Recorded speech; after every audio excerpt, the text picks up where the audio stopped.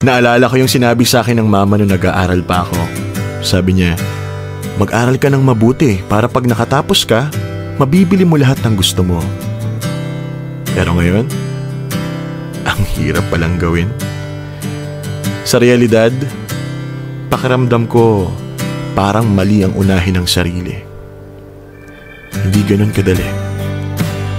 Lalo na ngayon na hindi na halos nagtatrabaho ang parents ko.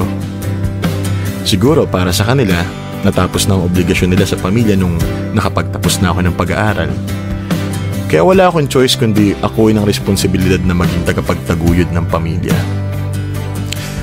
Ang tagapagmana ng utang, problema, sama ng loob, at responsibilidad. Kaya nga parang mas nararamdaman ko po yung pressure sa balikat ko kaysa sa pananakit ng likod ko.